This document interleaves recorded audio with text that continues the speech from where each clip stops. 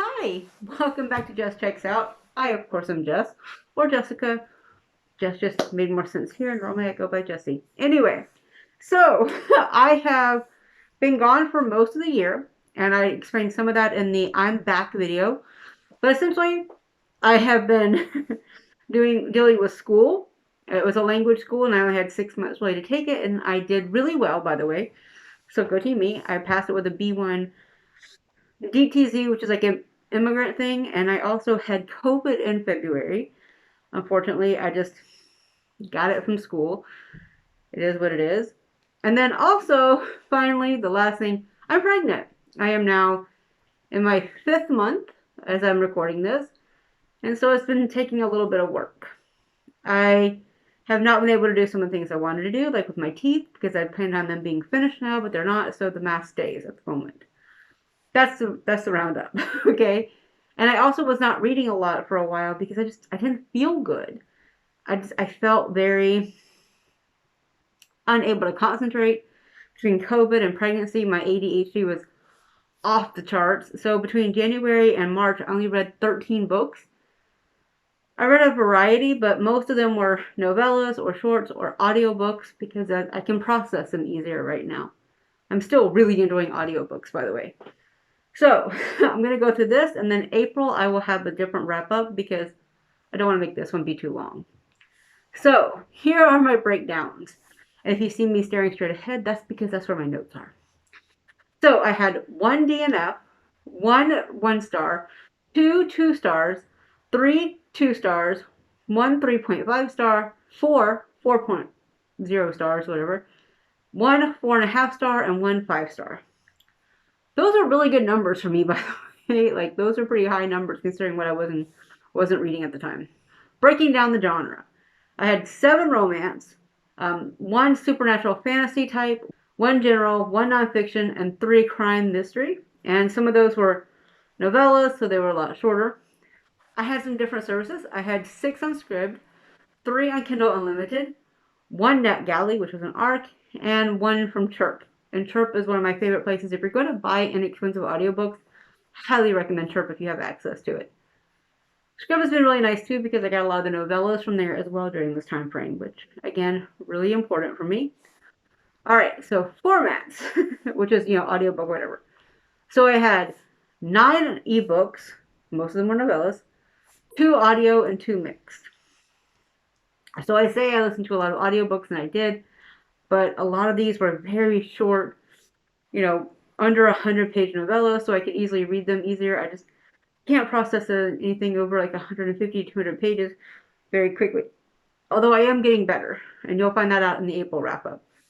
So I had 8 novellas and 5 novels. Not bad.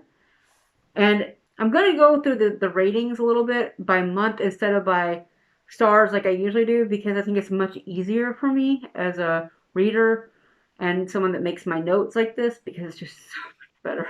I have a list of all the Goodreads things below on my Goodreads account, which of course always linked on the bottom, and you'll find a lot more of the longer reviews on there because I just don't want to spend too much time on these. I want to get you guys in and out because that's the way I live. So, the one DNF I had was You Had Me at Hola by Alexia Daria, and that was at 40%. I know everyone really enjoyed it, and I know it was very popular on, book Twitter and Bookstagram and stuff when it first came out, but I couldn't get I couldn't find anything concrete about the characters I liked. I felt like the lead male was very not engaged. He was, very, oh, I have this big secret. Oh, I have this big man pain. And I realized it was like in a telenovela style, which is, for a lot of the soaps. But I couldn't get into it. And I felt like the heroine was just very hard to follow, to enjoy what she was going through, what she was coming up with. It felt very meh, to be honest. But I did try. I did try, I promise. I waited between October until I got my subscription again. I just couldn't do it. Okay. I just didn't like the instant love. I love romance, but I cannot stand instant love for the most part. I think that you have to build up to that kind of relationship, and I don't think they gave that to what I was reading. Alright, the next one I read was The Morning Star Entanglement by Ebony Wayne.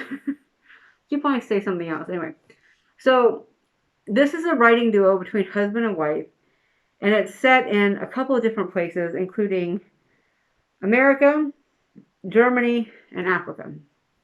And I wanted to like it. I really wanted to give it high star ratings, but there were too many things that didn't work for me. It felt like it needed to be more tightly edited, and that's unfortunate because I really don't want to have to say that about a book, but that's kind of what it is. And I gave it 2 stars. And mostly I just think that some things didn't make sense, and then like, they talk about having things like mace available and stuff. And if you've ever been to Germany where the incident takes place, mace is really hard to get. It's considered a weapon here. And so it's not like back in America where you can just carry mace. It's actually considered a regulated thing, just like a gun. So there are steps to this, and I know this from personal experiences, okay? But I gave it the rating for the potential. I felt like the villain was too much. I think that if the book had been written with a more connected way, it would have probably been a much higher rating for me. So that's why I did get that rating. And then I read Good as Dead by Susan Walter, 1 star. Okay, there was a couple things with this. One, there was way too many narratives in this, like, crime, thriller, mystery, whatever you want to call it. I felt like it was just missing a lot of things that were necessary. Nothing actually made sense. It's like watching an Aaron Spelling show, but watching it through seasons 1 through like 5, but all at once with just random clips thrown in. It didn't work, unfortunately, because I really thought it would be a really interesting one, because this story is about a woman who chooses a life after someone basically murders her husband, and she doesn't know who did it, blah, blah, blah, blah, blah. But it all comes out at the end, and it's all very predictable, and there was a very thick Christian narrative to it, and I don't actually mind that. Not necessarily something I read normally, but I'm from the South. I'm used to this kind of stuff just kind of seeping in a little bit here and there. But I feel like it was badly done, to be honest. I couldn't. It just was not my thing. So I gave it, 1 star. Like, there's like a Hollywood fixer, which I really love because I love the Hollywood aspect of it. But in short, just not that great. Again, I have a much longer review on Goodreads for this one. I don't want to take too much time.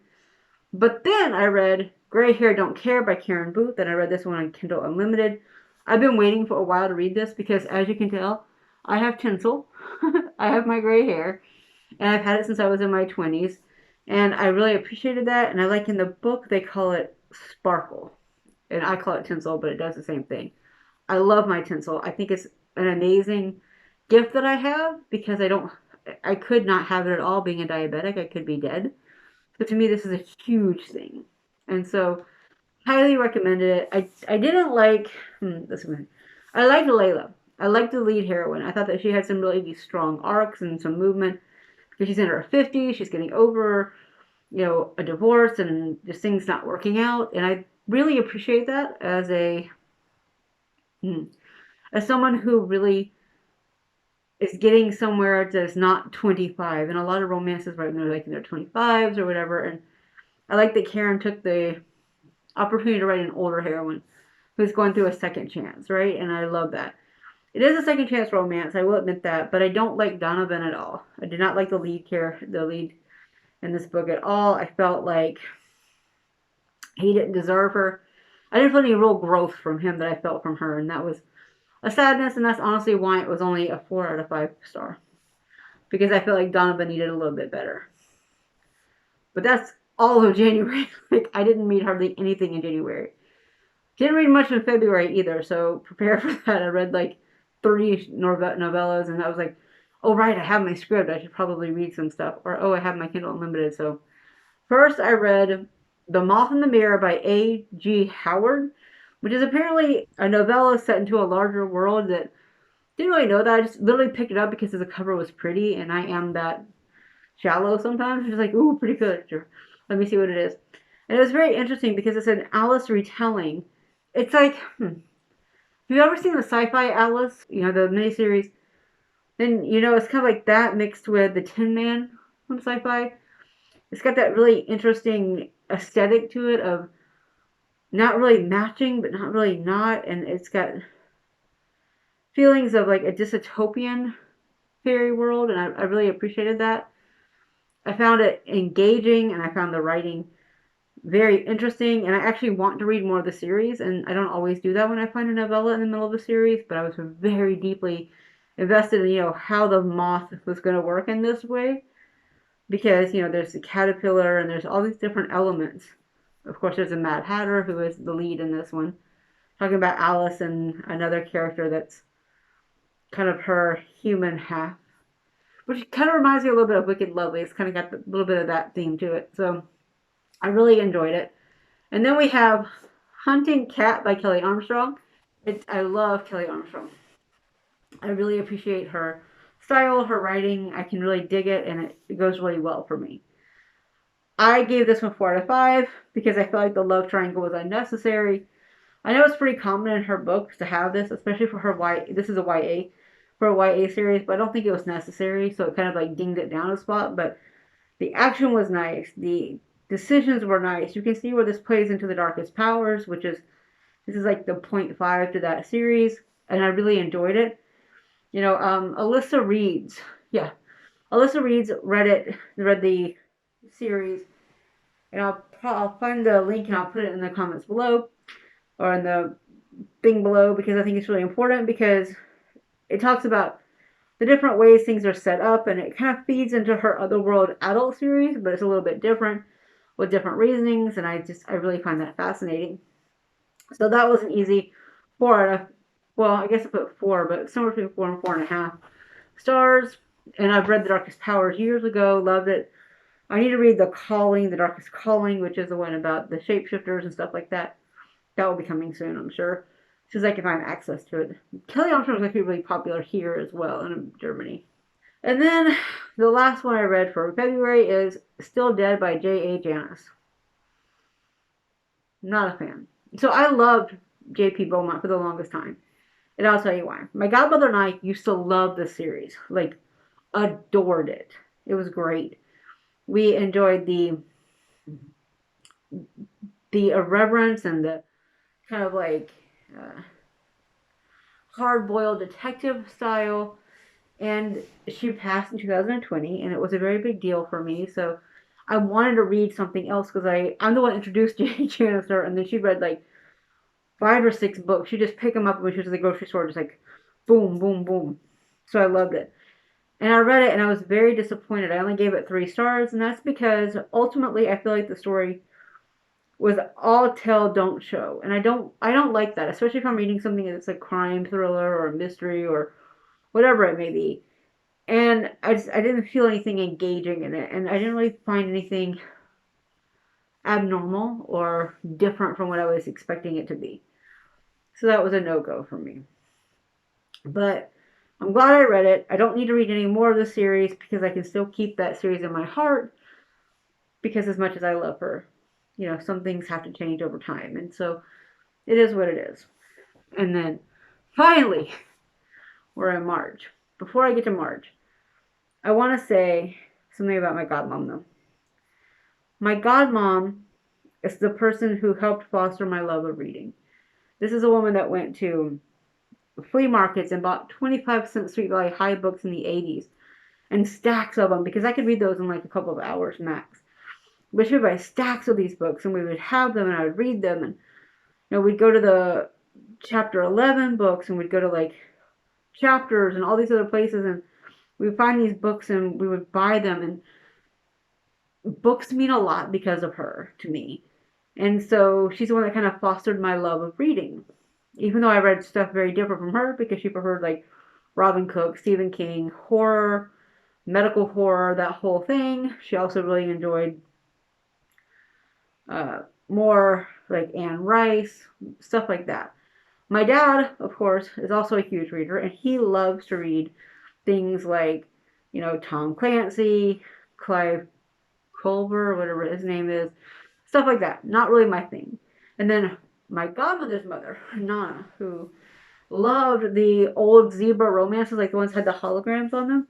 So I get a lot of my love for romance from my godmother, but really it was Bobby, my godmom, who really brought it into me to love and adore reading. And so that's another reason why I want to read the J.A. Janice, because I've been missing her lately, because being pregnant without my godmom has been pretty hard for me, because she would be so excited to meet this child and she can't.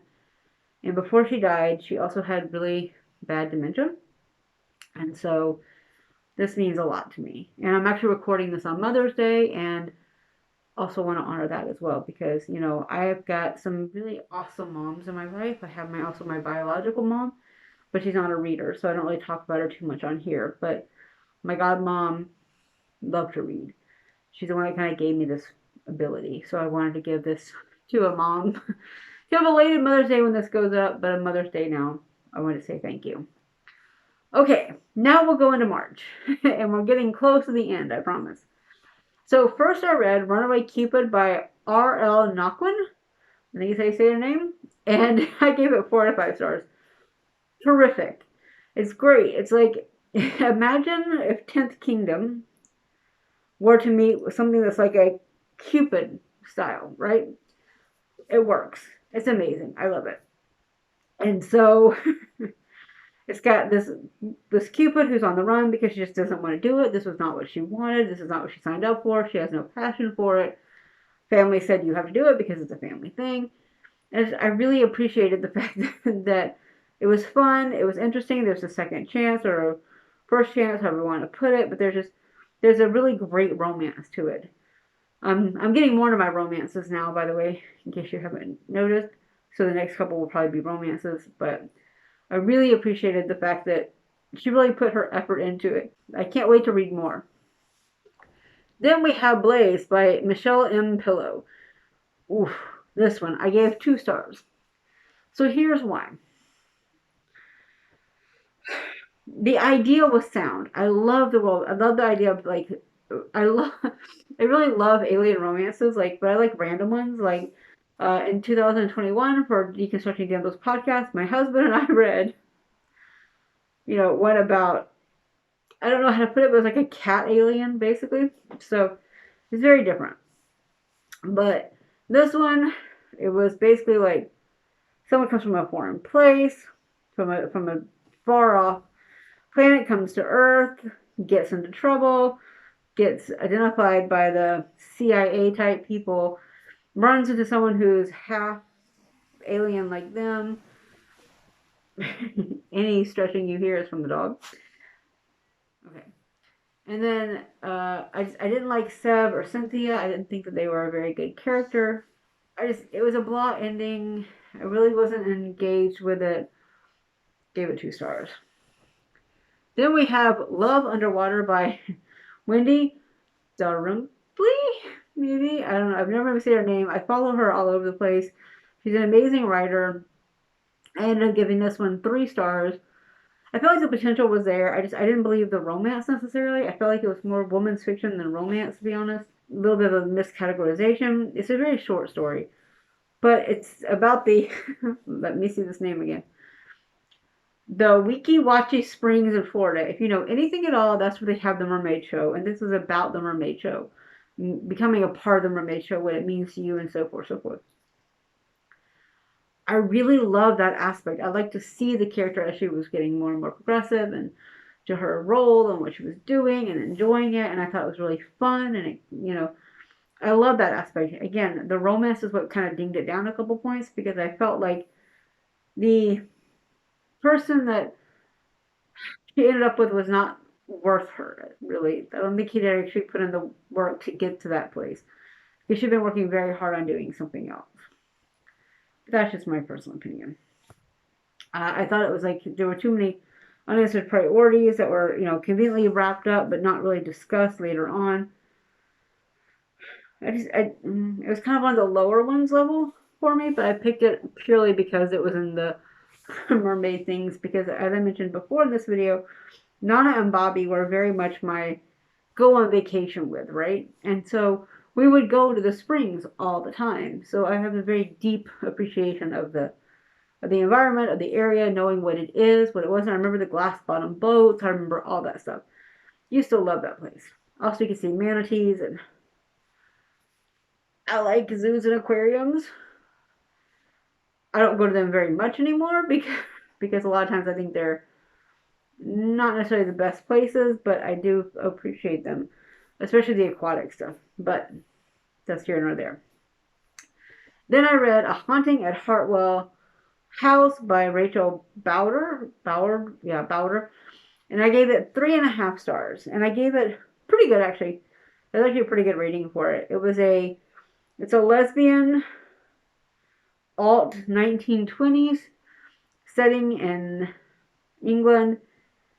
The main character is a medium, and she needs to communicate with ghosts. And the love interest father invites her to the manor just to figure out what's going on to kind of stop all this craziness and whatnot.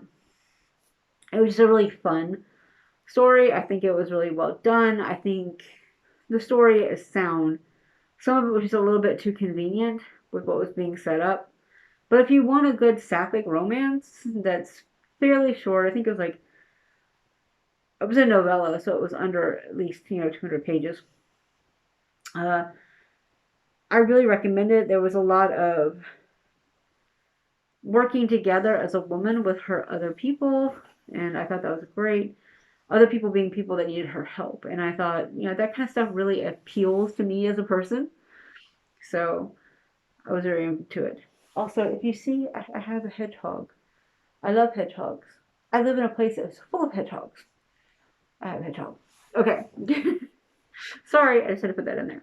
And then I also read They Are Liars by Sarah A. Denzel, which I gave 4 stars. I had no idea going into what it was about. I was like, okay, so like they are liars. They have a whole bunch of unlikable people, but I really think that worked out for them pretty well. There was a lot of intrigue and interest and a lot of beautiful moments with it. And beautiful as in like not beautiful as in good, but beautiful as in very well written and very well executed. I highly recommend it. I gave it 4 out of 5. I think I took some points away because some of it was a little bit some of it was personal preference, honestly, because I didn't necessarily like any of the characters. But I also realized that those unlikable characters were necessary for the story plot. So there is that. I was, overall impressed with the tone and the fact it was like very dark, like both thematically and setting wise.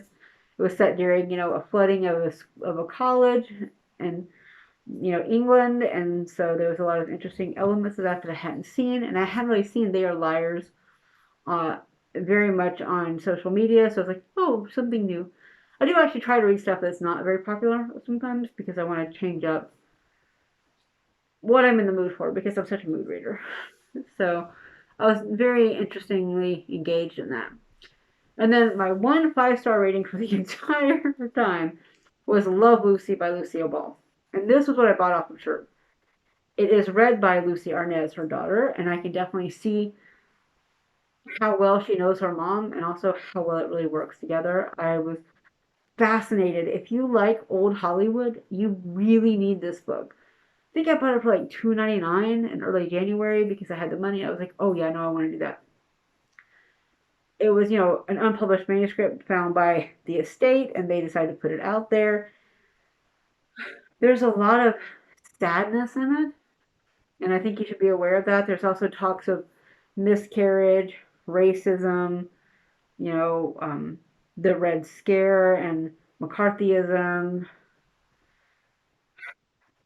accountability. There's a lot of things in this story, but I really think it's worth reading, or I would suggest the audiobook, honestly, because I think Lucy gives Lucille the right amount of voice, but you learn so much about Desi's past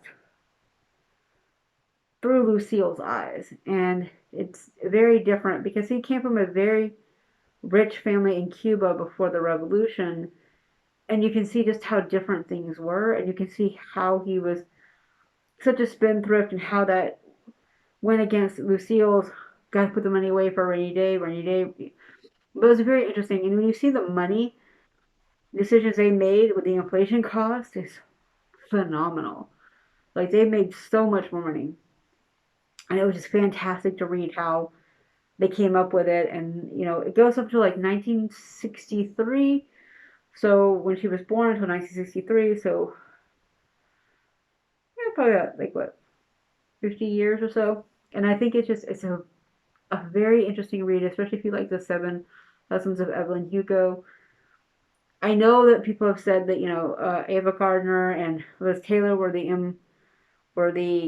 inspirations, but I really think that um, Love Lucy was a huge resource if you like that to kind of get more into the studio side of it, because Lucille was trained at RKO, which is where Ginger Rogers' mom had her school, and she learned how to be an actress in a pretty interesting environment, and she met up with some pretty interesting people along the way, including the costume designer that did her hair design and kind of made her mark with that red hair. But I just think it's a very interesting and very telling and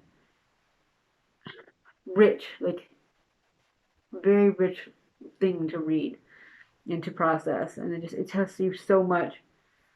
And I'll mention it again a little bit in the Black Lagoon wrap up later this month, because there's some feedback loop into that as well. So totally recommend it. My first 5-star of the year, I think. But that's it. That's my quarter one reading, right? Like I know other people have done stats and stuff like that, but honestly, I just read and I didn't have monthly wrap up, so I thought I might as well do it all at one time. So those are my stats. Those are my reviews. I thank you for watching. If you would like to hit the like button, hit the subscribe button, the little notification bell thing that I never remember to say, I would appreciate it, and I would love a comment below. Like, have you read any of these? Because some of these are pretty different and out there. If not, what was one book in the beginning of the year that really made you go, made you think? All right, guys, let me know, and I'll see you next time. Bye, guys.